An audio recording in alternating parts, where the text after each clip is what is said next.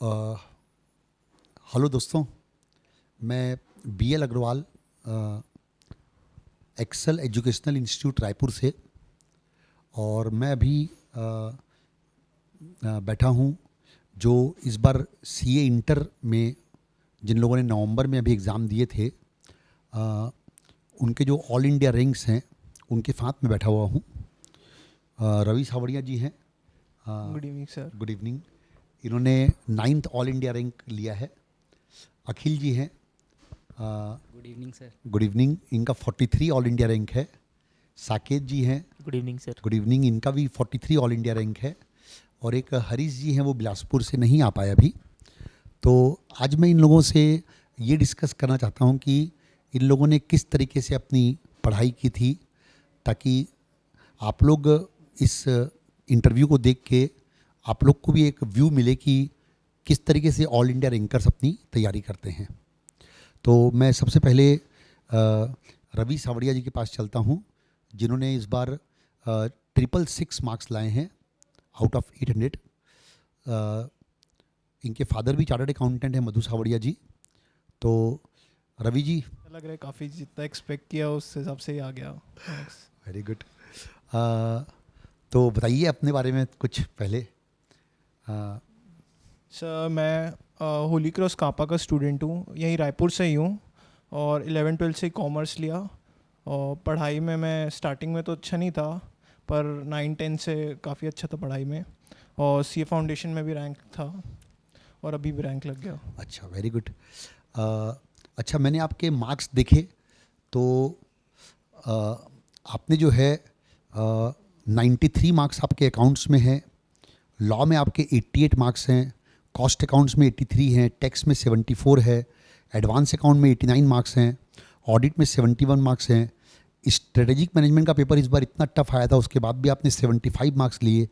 Financial management में आपने 93 marks obtain किए हैं। फाइनेंशियल मैनेजमेंट में तो 40 मार्क्स का इकोनॉमिक्स फॉर फाइनेंस है, उसके बाद भी आपने 93 मार्क्स उसमें ऑब्टेन किए। तो मेरे को आप जो है ना फाइनेंशियल मैनेजमेंट और लॉ के बारे में स्पेसिफिकली बताइए। फाइनेंशियल मैनेजमेंट से स्टार्ट करते हैं।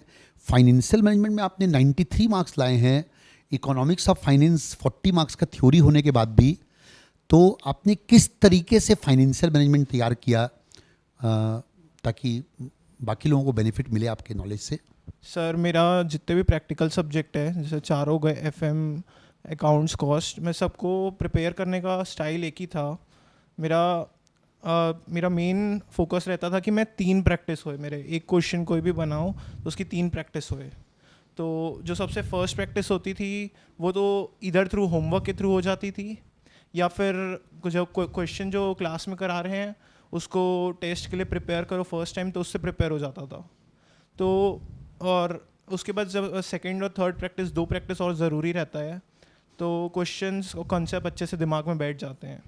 और ये इंपॉर्टेंट रहता है कि आप क्वेश्चंस अच्छे से डिसाइड करें, क्वेश्चन की ऑडिट करना रहता है कि फर्स्ट टाइम जब कर रहे हैं तो आप 70% पे जाइए। जब आपका PL में जब प्रिपेयर करते हैं उस टाइम भी फर्स्ट रिवीजन के टाइम आप 70% प्रिपेयर करिए, क्वेश्चन सॉल्व कीजिए, एकदम एग्जाम पैटर्न में कॉपी में सॉल्व कीजिए। पर जब सेकेंड रिवीजन और थर्ड रिवीजन के लिए जाते हैं तब उतना टाइम नहीं रहता, और ये सब मेन सब्जेक्ट्स रहते हैं प्रैक्टिकल वाले जो आपका टाइम सेव करते हैं उस टाइम। तो आप उस टाइम सेकेंड रिवीजन में मैंने 40% क्वेश्चन सॉल्व किए, और थर्ड रिवीजन के टाइम मैंने खाली 10% किए। मतलब जो इंपॉर्टेंट रहते थे उसके 1 या 2 ही क्वेश्चन करता था। और मेरा थोड़ा बाकी मेरे फ्रेंड से स्टाइल अलग था कि मैं एक ही क्वेश्चन जो रहता था, जैसे 2-3 सेम तरीके के क्वेश्चन हो गए तो उन लोग चेंज कर करके सॉल्व करते थे, पर मैं एक ही क्वेश्चन को सॉल्व करता था, क्योंकि उसमें कहीं ना कहीं सॉल्यूशन कई बार वर्किंग नोट अलग अलग रहते हैं, तो उसमें हमको थोड़ा रट्टा भी मारना पड़ जाता है वर्किंग नोट कौन सा है, तो उस कारण वो याद भी हो जाता है अगर आप उसको 2-3 बार बना लिए तो। अच्छा, दूसरी बात, जैसे आपने बोला कि मैं 2 या 3 बार रिवीजन किया था, तो क्या आप प्रैक्टिकल क्वेश्चन को हर बार सॉल्व करके देखते थे, या सेकेंड और थर्ड टाइम में आप उसकी ऑडिट कर लिया करते थे? सर जैसे मैंने बताया कि मैं फर्स्ट टाइम में 70% क्वेश्चन सॉल्व करता था, सेकेंड टाइम में खाली 40% सॉल्व करता था, और बाकी के जो 60% रहते थे उसको मैं खाली देख लेता था। ओके। बाकी 40% ही करता था। ओके। और थर्ड टाइम में 1 या 2 सिलेक्टेड क्वेश्चन। ओके। अच्छा ये बताइए कि लॉ में मैंने देखा कि आपके 88 मार्क्स आए हैं, तो लॉ में 88 marks is something very very special. तो लॉ में आपने ऐसी क्या तैयारी की थी जिससे कि आपको इतने अच्छे मार्क्स मिले हैं? सर लॉ में सबसे पहला हमारा कॉन्सेप्ट क्लैरिटी बहुत इंपॉर्टेंट रहता है, क्योंकि आप अगर कॉन्सेप्ट क्लियर नहीं रहेगा तो 60-70 तो आराम से आ जाएगा, पर कॉन्सेप्ट आपका स्ट्रॉन्ग रहेगा तो जो क्वेश्चन फंसाते हैं उसमें आप नहीं फंस सकते। तो सबसे पहला हमारा, मैं क्लास के टाइम से ही करता था कि लॉ को रिवाइज करना है, कम से कम डेली रिवाइज करना है। और मैं एक स्पेशल चीज़ फॉलो करता था कि मैं वीकली रिवीजन पे जाता था। जैसे आज मंडे हो गया तो जो लास्ट मंडे से लेकर आज जो पढ़ाते हैं मैं उसको डेली रिवाइज करता था, भले मैं पास्ट वाले को खाली देख लूँ पलट के, पर मैं एक हफ्ते का पूरा रिवाइज करता था। और जैसे लॉ का मैंने एक टेक्निक बनाई थी कि जैसे हमारा कंपनी लॉ, कॉर्पोरेट लॉ होता है और उसके साथ साथ रहते हैं NI एक्ट और कॉन्ट्रैक्ट एक्ट, वो सब होते हैं। तो ये सब एलाइड जो एक्ट रहते हैं, जैसे NI एक्ट को अगर आप पढ़ने से तो काफ़ी टाइम लगता है। तो मैंने इसमें एक ट्रिक क्या करी थी कि NI एक्ट को मैंने सबसे फर्स्ट रिवीजन के टाइम दिए थे 10 आवर्स। मतलब वो मेरे दोस्त लोग के कंपैरिजन में डबल टाइम था। तो इससे मुझे क्या फ़ायदा हुआ कि मैंने इंपॉर्टेंट एरिया मार्क कर लिए और उससे मेरे को सेकेंड रिवीजन में हेल्प मिला कि मैं उसको 1 घंटे में ख़त्म कर देता था। तो आप मेन फोकस था कि कॉर्पोरेट लॉ में दे सकें। बाकी लॉ आपका कॉन्सेप्ट क्लैरिटी इंपॉर्टेंट रहता है, उसमें आपको लैंग्वेज का टेंशन नहीं रहता बाकी लॉ में, पर कॉर्पोरेट लॉ में आपको लैंग्वेज पे भी ध्यान देना पड़ता है, इसलिए उस पर ज़्यादा फोकस करना चाहिए। Right. Akhil ji, Akhil ji good evening. Good evening sir. बताइए अपने बारे में पहले कुछ। सर मैं बेसिकली साइंस बैकग्राउंड से हूँ। अच्छा मैंने फाउंडेशन में भी रैंक लिया था, यहीं से कोचिंग की थी और इंटर में भी मेरा रैंक आया है अभी। अच्छा, वाह वेरी गुड। साइंस बैकग्राउंड होने के बावजूद जो है आपने CA में दोनों में ऑल इंडिया रैंक लाया है। Yes sir. ओके। अच्छा, मैं आपके मार्क्स देख रहा था तो आपको कॉस्ट अकाउंट्स में 95 मार्क्स मिले हैं। Yes sir. तो कॉस्ट अकाउंट्स का पेपर तो इस बार देखा जाए तो थोड़ा सा लीक से हट के भी आया यस था। सर, बहुत हट के आए थे। 2-3 क्वेश्चंस तो एकदम लीक से हट के आए थे, बहुत पुराने क्वेश्चन आए थे और 2 एक्स्ट्रा थ्योरी आई थी 4-4 मार्क्स की। तो कॉस्ट अकाउंट्स के बारे में आप बताइए कि आपने कॉस्ट अकाउंट्स में किस तरीके से तैयारी की थी? सर कॉस्ट अकाउंट्स आपने ही पढ़ाया था। आपने सर बहुत अच्छी तैयारी करा दी थी हमारी, कॉन्सेप्ट एकदम बेस बना दिया था, एकदम कॉन्सेप्ट क्लियर करा दिया था और इतने बार प्रैक्टिस करा दी थी, तो कॉस्ट अकाउंट में रिवीजन के समय भी हमको कोई दिक्कत नहीं आई। तो जब मैंने कॉस्ट अकाउंट्स का पेपर एग्ज़ाम टाइम में देखा तो पता चल गया था कि मतलब कॉस्ट अकाउंट्स का पेपर हार्ड आया है। तो वो जो रीडिंग टाइम मिलता है ना 15 मिनट्स का, तो मैंने डिसाइड किया था वहाँ पे कि मेरे को ईजी पोर्शन को पहले कंप्लीट करना है ताकि मैं जो हार्ड क्वेश्चन आए हैं उसको बाद में टाइम दे सकूँ। तो मैंने 72 मार्क्स का पेपर ऑलमोस्ट 1.5 आवर्स में कंप्लीट कर लिया था। तो मेरे माइंड में फेल होने का तो कोई टेंशन था ही नहीं। तो फिर मैंने जो एक्स्ट्रा क्वेश्चन आए थे उस पर एक्सपेरिमेंट किया और वो लकीली करेक्ट हो गया। तो इस हिसाब से मैंने 95 स्कोर किए। ये बहुत अच्छी बात बताई इन्होंने कि इन्होंने शुरू के 15 मिनट में जो है ना वो जो इजी क्वेश्चंस थे उनको पहले सेलेक्ट कर लिया और उस समय इन्होंने मतलब जो टफ क्वेश्चंस थे जो इनको पहले से दिमाग में था कि आउट ऑफ ट्रैक क्वेश्चन है, उसके बारे में सोचा भी नहीं और शुरू के 1.5 घंटे में इन्होंने 72 मार्क्स के इजी क्वेश्चन कंप्लीट कर लिए और बाकी के 1.5 घंटे इनको मिल गए पूरे के पूरे सिर्फ 28 मार्क्स के लिए। तो ये एक बहुत अच्छा मुझे अखिल का लगा। दूसरी बात अखिल, आपको अकाउंट्स के पेपर में भी 90 मार्क्स मिले हैं, तो अकाउंट्स के पेपर में आपने किस तरीके से तैयारी की थी जिससे आपको इतने अच्छे मार्क्स मिले? अकाउंट्स के पेपर में जनरली इंस्टीट्यूट के पास कुछ घुमाने के लिए नहीं रहते, तो बेसिकली वो स्टडी मैट से ही आता है और आपने स्टडी मैट बहुत ही एक्सटेंसिवली कवर किया था, तो उसमें कोई दिक्कत नहीं आई। और RTP और MTP आपने एकदम थ्रू आउट कवर करा दिया था, तो बहुत सारे क्वेश्चन तो सेम टू सेम एकदम RTP MTP से ही छप गए थे, तो उसमें अकाउंट्स में कोई दिक्कत नहीं आई। और आपने ASB मेजर पोर्शन अकाउंट्स का कवर करते 30 to 35 मार्क्स का, तो आपने AS भी बहुत अच्छे से कवर कराए थे, तो वो भी एक पॉइंट था कि स्कोरिंग हो सकता है एरिया। तो इस हिसाब से अकाउंट्स में मैंने 90 स्कोर किया सर।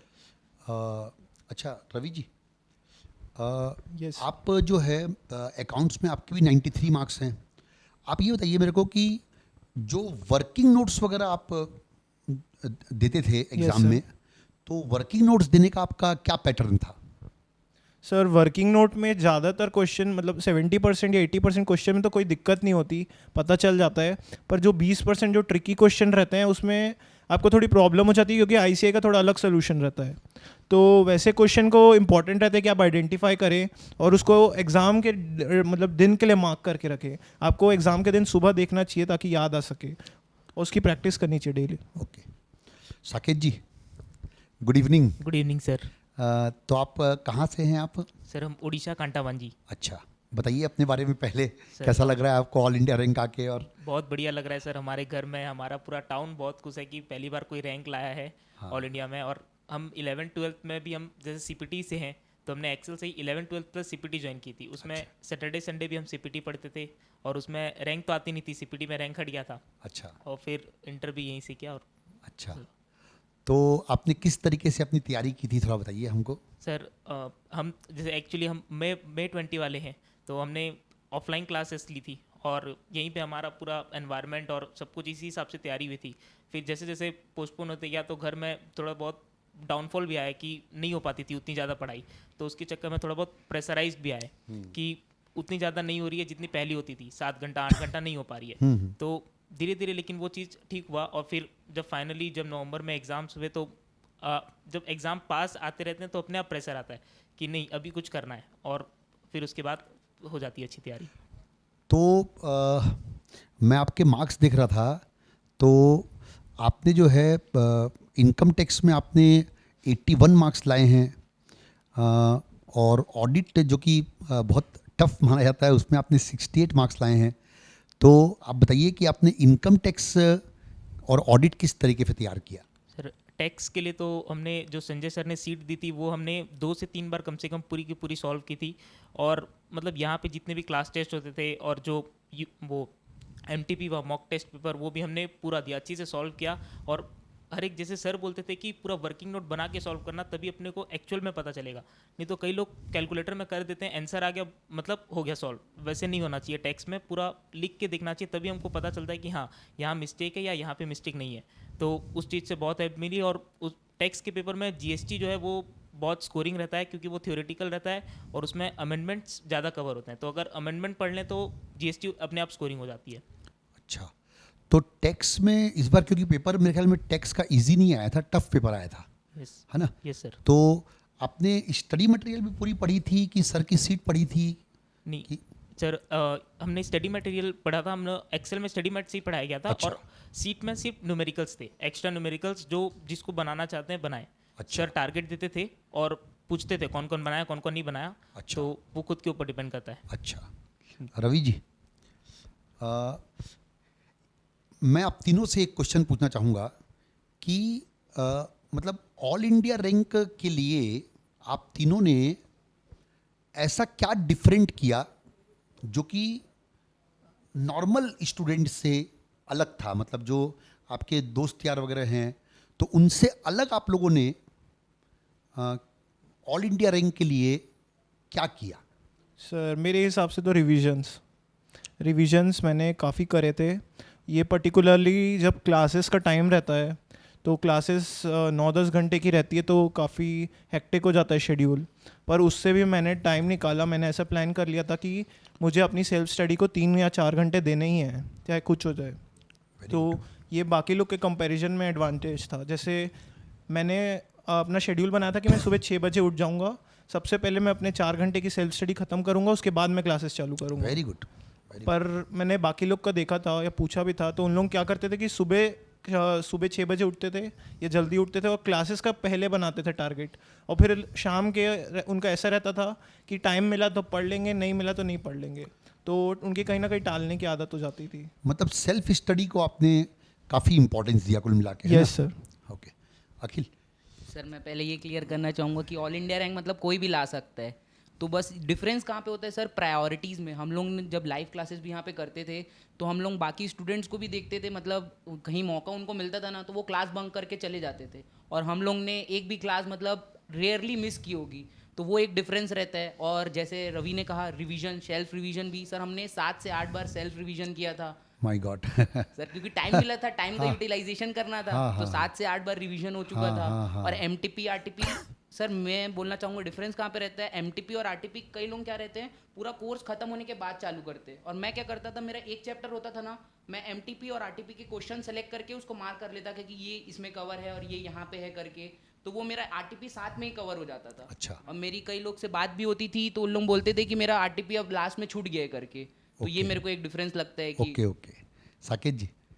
सर हम टाइम स्पेसिफिक स्टडी करते थे। जैसे कई लोग होते हैं कि 8 घंटा पढ़ रहे हैं, 10 घंटा पढ़ रहे हैं तो हो गया, नहीं, हम जैसे टारगेट बनाए और उसको 2 घंटा में पूरा करना है, मतलब करना है, तो वो चीज़ बहुत हेल्प हुई। और जहाँ हम पढ़ते हैं वहाँ पे हमारे पास घड़ी ज़रूर होनी चाहिए आसपास में, ताकि हम टाइम देख सकें कि हाँ इतना घंटा हम पढ़े हैं। और सर दूसरी चीज़, हमको डाउट सॉल्व करे ना तो उससे बहुत हेल्प मिली। हम बहुत चीज़ थी जो हम छोड़ देते थे, हम नहीं पढ़ते थे आज तक, लेकिन हमारे फ्रेंड्स वो चीज़ पढ़ते हैं और वो पढ़ते थे, उनको डाउट आता था और उनके चक्कर में हमारा भी क्लियर होता था वो चीज़, क्योंकि वो हमसे पूछने आते थे।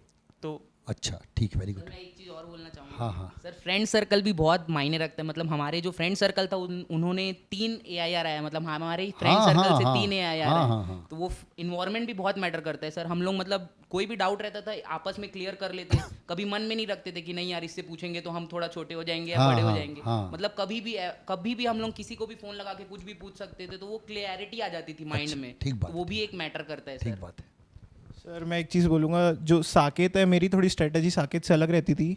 मेरा ऐसा रहता कि मैं सुबह उठते साथ ही छत पे चले जाता था और घड़ी तो रखता ही नहीं था कभी साथ में, और पढ़ता था तो मेरा फिक्स रहता था कि मैं 8 घंटा पढ़ूंगा या 10 घंटा पढ़ूंगा, उससे ऊपर पढ़ूंगा ही नहीं, क्योंकि अपना एक सेचुरेशन पॉइंट आ जाता है। अगर आप डेली 12 घंटा 14 घंटा पढ़ेंगे हाँ। तो एक पॉइंट आएगा कि आपका एक ऑफ डे रहना चले जाएगा। हाँ, हाँ, हाँ। तो आपकी इफेक्टिव स्टडी खाली 6 दिन की रहेगी, तो उससे अच्छा कम पढ़िए पर 7 दिन पढ़ना। अच्छा, तो मतलब ये हुआ कि आप कोई ब्रेक नहीं लेते थे, मतलब पढ़ते डेली थे, कोई ऐसा जैसे एक संडे पूरा ब्रेक लेना है मेरे को? नहीं सर, वैसा कभी नहीं पढ़ता था मैं। 8 मेरे को फिक्स था, 8 से 10 घंटा बस, उससे मतलब फिर जितना टाइम बचे एन्जॉयमेंट करता था उसमें। अच्छा, वेरी गुड। अच्छा ये बताइए मेरे को आप कि जैसे अभी आप तो पूरा का पूरा ऑनलाइन क्लास में थे ऑलमोस्ट, है ना? तो ऑनलाइन क्लास में आप अपने आप को मोटिवेट कैसे रखते थे? सर बहुत प्रॉब्लम होती है सर, मोटिवेशन फिजिकल क्लास में रहता है तो फिर भी हो जाता है, सर लोग काफ़ी रहते हैं, बात कर सकते हैं और फ्रेंड्स भी रहते हैं, पर जब ऑनलाइन क्लासेस चलते रहती है फिर भी सर लोग काफ़ी रहते हैं कि मोटिवेट कर देते हैं, पर मेन जब प्रॉब्लम आती है वो पीएल में होता है कि पीएल में आपका सर लोग से कनेक्शन ऑलमोस्ट टूट जाता है काफ़ी। अगर आपको मतलब कॉल वगैरह करना रहता है तो वीडियो नहीं देख पाते एक्चुअली, और फ्रेंड से भी मेरे हिसाब से आखिरी जब ऑनलाइन क्लासेस चल रही है तो काफ़ी लोग से लिंक टूट जाता है, तो मोटिवेशन का बहुत प्रॉब्लम होता था। तो मैंने कहीं पे देखा था कि भगवत गीता पढ़ो, तो मैं भगवत गीता पर्सनली पढ़ता था, उससे मेरे को काफ़ी मोटिवेशन मिलता था। और एग्ज़ाम्स तो मतलब ऐसे था कि मतलब बस दे रहा हूँ, मेरे को कुछ लगा नहीं कि एग्ज़ाम्स भी चल रहे हैं, ख़त्म हो गए। ओके। अच्छा, अब मैं जो है ना एक स्पेसिफिक क्वेश्चन आप तीनों से पूछना चाहता हूँ। वो क्वेश्चन है कि मतलब आप लोग डेली बेसिस पे कितने सब्जेक्ट पढ़ते थे? लाइक 2 सब्जेक्ट या 4 सब्जेक्ट? इस मामले में आप लोग तीनों की क्या स्ट्रेटेजी थी, वो मेरे को थोड़ा अखिल आप बताइए। सर मेरा था कि मेरे को 3 सब्जेक्ट कवर करने हैं। मेरा एक फिक्स स्ट्रैटेजी थी कि मेरा सुबह का एक टाइम स्लॉट होता था 7 से लेके 10, वहाँ मैं रोज़ ऑडिट पढ़ता था, क्योंकि ऑडिट थ्योरी है तो थोड़ा टफ रहता था। तो मेरे से कोई भी पूछता था, मैं बोलता था कि सुबह के समय ऑडिट पढ़ो, तो वो याद भी रहता है और वो कवर भी होते रहते हैं। तो मैं 7 से 10 मेरा फिक्स था कि ऑडिट पढ़ना है। उसके बाद फिर मैं 2 प्रैक्टिकल सब्जेक्ट उठाता था, 1 थ्योरी और 2 प्रैक्टिकल, तो मेरा 3 सब्जेक्ट का वो रहता था डेली का? Yes sir. ओके। आपका साकेत क्या रहता था डेली बेसिस पे? सर हम भी 2 थ्योरी 2 प्रैक्टिकल। अच्छा, 4 सब्जेक्ट थे आपके मतलब? Yes sir. Daily? Sir actually क्या होता है, जब हम एक ही सब्जेक्ट लेते हैं ना तो वो माइंड में कहीं ना कहीं टेंशन रहता है कि बाकी साथ में कुछ ना कुछ छूट ना जाए, और जब एक सब्जेक्ट पढ़ लिए फिर बाकी जब सेकंड उठाएंगे तो ऐसा भी लगता है कि फर्स्ट में हम भूल रहे हैं। तो हमने ऐसा भी ट्राई किया था, तो जब इसमें प्रॉब्लम आई तो हमने फिर दोस्तों से कंसल्ट किया, तो वो लोग बोले कि एक ही साथ पढ़ो, फिर उसमें हमको हेल्प हुई बहुत। और रवि आपका क्या था? सर मेरा फिर इसमें थोड़ा अपोजिट था कि मैं पीएल के टाइम क्या करता था, मैं 80:20 का फॉर्मूला फॉलो करता था। मैं एक सब्जेक्ट जो रहता था उसको मैं देता था 6 से 7 घंटे, और उसके साथ में कोई भी मतलब अपोजिट सब्जेक्ट लेता था। जैसे प्रैक्टिकल है, मैं प्रैक्टिकल 6-7 घंटा कर रहा हूँ तो थ्योरी सब्जेक्ट लेता था 2 घंटे का, थ्योरी 6-7 घंटे कर रहा हूँ तो प्रैक्टिकल 2 घंटे का लेता था। डेली का मेरा यही था। मेरा था कि मैं लाइन वाइज चलता था, पहले अकाउंट्स 4 दिन में ख़त्म कर दिया, फिर लॉ 4 दिन में ख़त्म कर दिया, उसका फिर मॉक टेस्ट दे दिया, फिर उसके बाद 4 दिन में मतलब नेक्स्ट कॉस्ट ले लिया, उसका मॉक टेस्ट दे दिया। ओके अच्छा, अब अखिल जी एक बताइए कि जो एक्सेल में जो वीकली टेस्ट होते थे, तो ये वीकली टेस्ट को आप कितना वेटेज देंगे कि इन वीकली टेस्ट का आपको कितना फ़ायदा मिलता था, कितना आप उसमें तैयारी करते थे? सर वीकली टेस्ट जो एक्सेल के होते थे वो एकदम स्टैंडर्ड होते थे, जैसा आईसीआई का पेपर रहता है वैसा एक्सेल का पेपर सेट होता था, तो बहुत हेल्पफुल रहा सर वीकली टेस्ट हमारे। मतलब हमको हफ्ते में ऑलमोस्ट 4 टेस्ट देते थे हम, तो वो बहुत हेल्पफुल रहा, कहीं ना कहीं उसी की वजह से रैंक आया है। एक तो ये बोलना चाहूँगा मैं, तो वीकली टेस्ट कहीं ना कहीं बहुत हेल्पफुल हमको हुआ। और क्या आपने फिर पीएल के समय मॉक टेस्ट वगैरह भी दिए थे? सर एक्सेल के मॉक टेस्ट भी दिए थे, तो वो भी कहीं ना कहीं बेनिफिट हुआ। जैसे रवि ने कहा आईसीआई का जब पेपर देने जा रहे थे तो लगा ही नहीं कि पेपर देने जा रहे, वाह। क्योंकि वो ऑलरेडी वो इन्वायरमेंट से गुजर चुके हैं हम लोग, तो वो Right. यूज टू हो गए थे वो इन्वायरमेंट से। साकेत आपका क्या, आप वीकली टेस्ट पूरे रेगुलर देते थे? यस सर, पूरा रेगुलर दिए थे। उसमें जब रिजल्ट आता था तो उसमें भी अच्छा लगता था, तो लगता था कि आगे और मेहनत करें। मतलब अच्छा। हमारा टॉप 10 का बैच भी बना था, तो अच्छा। उसमें एक कंपटीशन रहता था अच्छा। कि कभी कोई आगे निकल गया, कभी कोई आगे निकल गया। तो इस बारे में थोड़ा आप मोटिवेट कीजिए दूसरे बच्चों को वीकली टेस्ट के बारे में स्पेशली। वीकली टेस्ट सभी बच्चों को हमेशा देना चाहिए, क्योंकि उससे हमारी राइटिंग प्रैक्टिस हो जाती है। मेन हमारा हम कहाँ पे लैक कर रहे हैं, हमारी हैंड राइटिंग उससे बहुत ज़्यादा सुधरती है। और जब उसका रिजल्ट अनाउंस होता है क्लास में, अगर अच्छे मार्क्स आए अपने, तो उसमें सबसे ज़्यादा अच्छा लगता है कि सारे बच्चे आसपास के भी आते हैं पूछने की भाई ऐसा क्या पढ़ा, क्या किया, तो अच्छा लगता है। अच्छा हम रवि, मतलब सर आपस में भी पेपर चेक करते थे कि इसने ऐसा क्या लिखा, कभी इसके ज्यादा आ गए तो मतलब कैसा इसने पेपर दिखा है, तो वो भी कहीं ना कहीं हेल्पफुल हाँ, रहता है, है। सही बात बिल्कुल। सर हम लोग ने तो एक क्लास का एनवायरनमेंट काफ़ी मिस करा, क्योंकि हमारी ऑनलाइन क्लास थी। हाँ वही पर फिर भी ऑन वीकली टेस्ट तो मतलब मेरे लिए बहुत इंपॉर्टेंट था। यहाँ तक वीकली टेस्ट हमारा एक संडे को ऑप्शनल होता था एसएम का, तो उसको भी मैं देता था, जबकि अच्छा। वो ऑप्शनल रखे रहते। अच्छा। तो उसको भी मैं देता था। वीकली टेस्ट के बहाने क्या होता है कि हमारा एक रिवीजन फ्री में हो जाता है, वो अच्छा। हमें अलग से मेहनत करना नहीं पड़ता, साथ साथ तो बस दे आपने तो आदत हो ऑनलाइन जाती है। क्लास में भी पूरे वीकली टेस्ट दिए थे? यस सर, पूरे 100%, एक भी नहीं छोड़ा मैंने। अच्छा वेरी गुड। अच्छा अखिल भाई,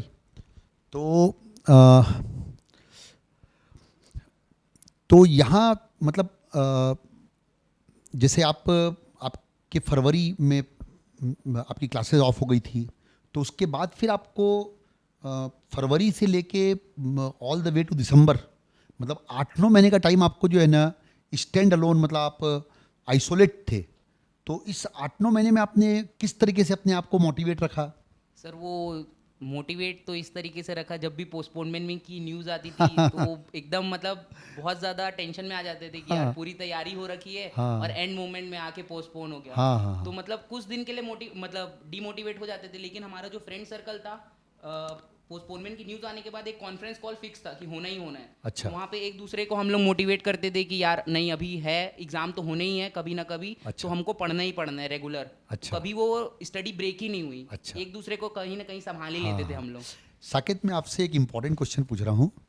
आपके ख्याल में बोथ ग्रुप देना, या कई बच्चे क्या है सिंगल ग्रुप ऑप्ट करते हैं, यस सर।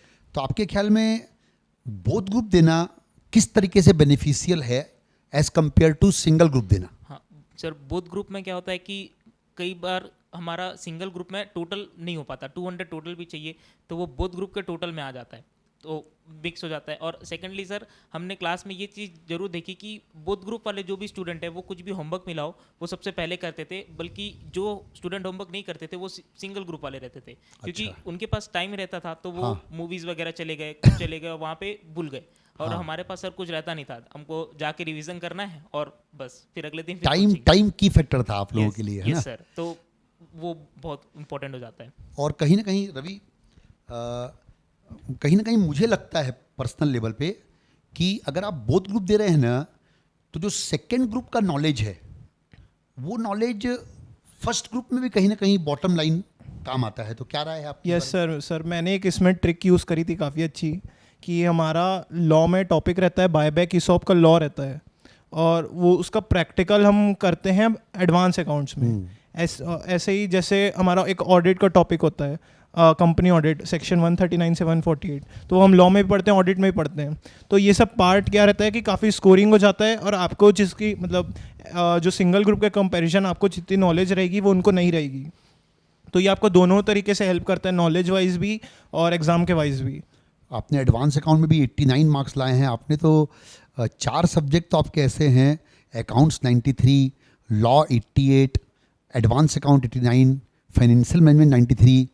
तो एडवांस अकाउंट में आपने किस तरीके से तैयारी की थी? स्टडी मटेरियल कितना तैयार किया था? आपकी सीट कितनी तैयार की थी? सब प्रैक्टिकल चारों सब्जेक्ट तो सर आप ही पढ़ाते थे। आपका मतलब आपका मटेरियल हमारे लिए भगवान था। मतलब आप जो दे दिए बस उसमें सवाल ही नहीं करना है, क्योंकि हमको मालूम था कि यही आईसीआई का पूरा मतलब इसमें सारे आईसीआई के क्वेश्चन हैं, और कुछ एक्स्ट्रा भी होगा तो हमारे बेनिफिशियल के लिए ही होगा। इसीलिए हम पूरा उसी को सॉल्व करते थे और कहीं दिमाग ही नहीं लगाते थे कि और कुछ देखना है। बस खाली मतलब इसके अगर अलावा हमने कुछ करा होगा तो वो आरटीपी करी होगी, वो भी लेटेस्ट वाली। अच्छा। और सर इसमें आरटीपी का एक मतलब बहुत इंपॉर्टेंट चीज़ रहता है कि हर एग्ज़ाम में ऐसा देखते हैं कि 10 से 15 नंबर का आता ही है आरटीपी, और इस बार भी वही हुआ था। एडवांस अकाउंट में मेरे को याद है कि 6th क्वेश्चन था जो वो सेम आरटीपी का ही छप गया था। अच्छा। तो मैं क्या करता था कि मैं सारे एग्ज़ाम के पहले ना, एग्ज़ाम वाले दिन में सुबह 9 बजे मेरा फिक्स था कि मैं आधा घंटा आरटीपी और एमटीपी दूंगा लेटेस्ट। अच्छा। उसको टाइम में दूंगा करके। अच्छा। अच्छा अखिल जी, आप revisionary test paper, mock test paper, इनको कितना इम्फेसिस दिया करते थे? सर बहुत इंपॉर्टेंस रखता है, क्योंकि जो पैटर्न रहता है ना वो आरटीपी एमटीपी से पता चलता है कि कैसा एग्जाम का पैटर्न आता है। तो आरटीपी एमटीपी को बहुत एम्फेसिस दिया मैंने, साथ ही में सॉल्व कर लिया था और क्वेश्चन सेलेक्ट कर लिए थे। मतलब जब मैंने फर्स्ट टाइम रिवीजन किया था आरटीपी एमटीपी से क्वेश्चन सेलेक्ट कर लिए थे कि मेरे को फिर से ये देखना है, क्योंकि मेरे को उसमें फर्स्ट टाइम दिक्कत आई थी।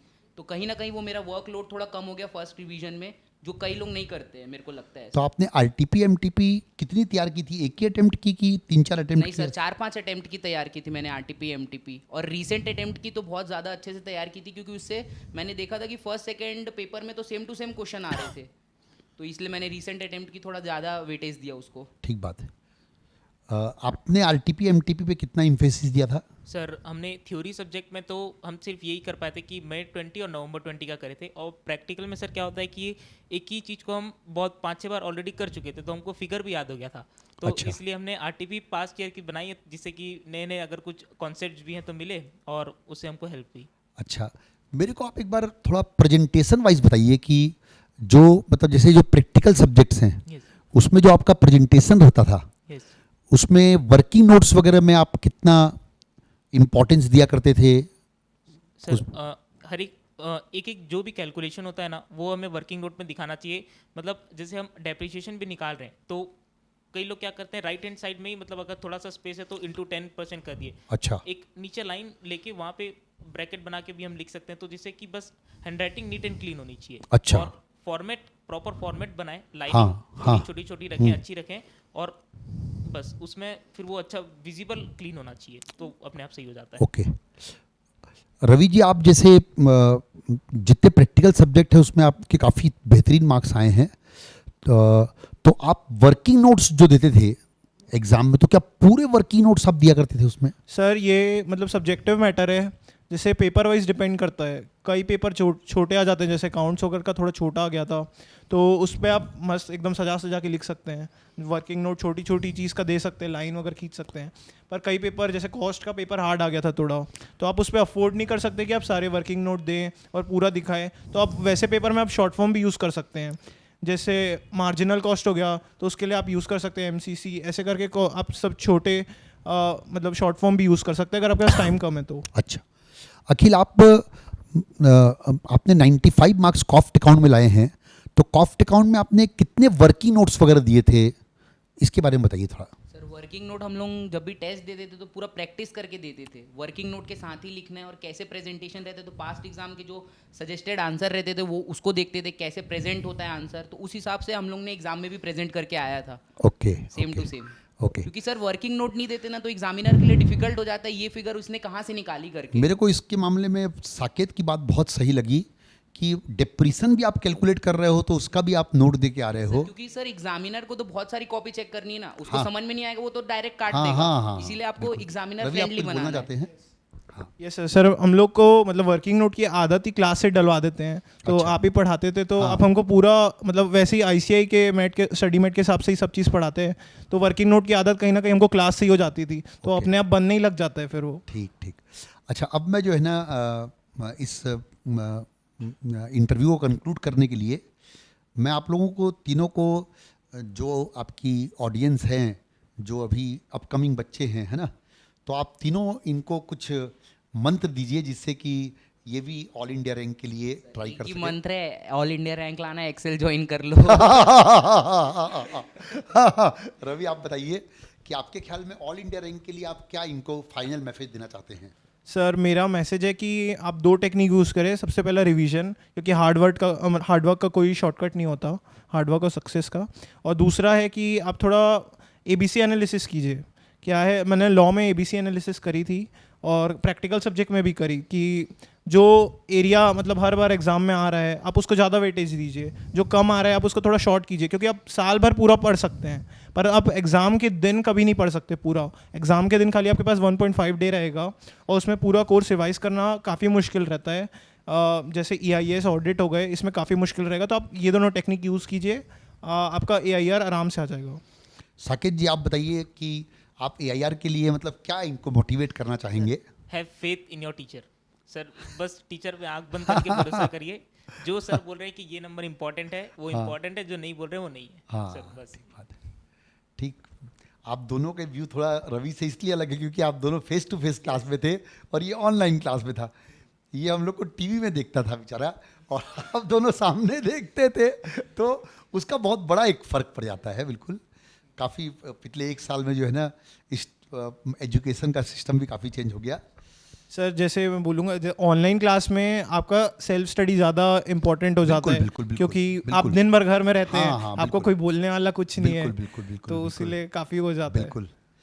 तो दोस्तों थैंक यू वेरी मच, और आप लोग को आपके भविष्य के लिए मैं बहुत बहुत शुभकामनाएं देता हूं, और उम्मीद करता हूं कि CA फाइनल में आप लोग का रैंक और बेहतर आएगा। तो इसी के साथ मेरे को देखिए जो इन तीनों की जो बातें थी ना, उसकी जो समरी है वो मेरे को ये लगी कि एक तो जो रवि ने कहा ABC एनालिसिस, ये बहुत इम्पॉर्टेंट है कि आप लोग जो है ना सब्जेक्ट को डिवाइड कर लीजिए कि इसमें A कैटेगरी वाले टॉपिक कौन से हैं जिसके 70 मार्क्स एग्जाम में आते हों, B कैटेगरी कौन से हैं जिसके 20 मार्क्स एग्जाम में आते हों, C कैटेगरी कौन से हैं जिनके 10 मार्क्स एग्जाम में आते हों। एक तो ये वाला तरीका मेरे को इनका बहुत ज़्यादा इम्पॉर्टेंट लगा। एक अखिल ने जो वीकली टेस्ट के ऊपर इम्फेसिस दिया, और ये अखिल लोगों की जो बैच थी ना, इसमें इनका 10-12 स्टूडेंट्स का ग्रुप था जो कि बोथ ग्रुप दे रहे थे। तो वो 10-12 स्टूडेंट्स में से जैसा अखिल ने मेरे को बताया था कि एक आध स्टूडेंट को छोड़ के बाकी सारे के सारे पास हो गए। तो अखिल ने जो कहा ना कि हम लोग एक ग्रुप डिस्कशन करते रहते थे और हम लोग कोई एरिया छोड़ते ही नहीं थे, थोड़ा भी डाउट हुआ तो अपने फ्रेंड को फ़ोन करके पूछ लिया।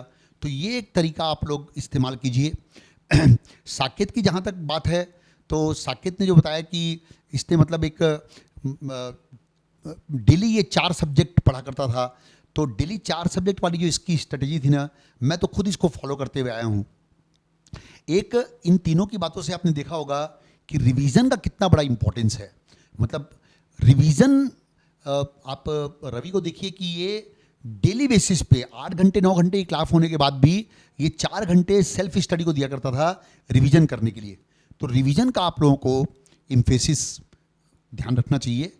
तो दोस्तों इसी के साथ मैं आज का इंटरव्यू एंड करता हूँ। Thank you sir. दोस्तों, thank you very Thank much, you, and sir. Thank Thank you, you sir. Saket ji. Thank you sir. Okay, thank you. Okay.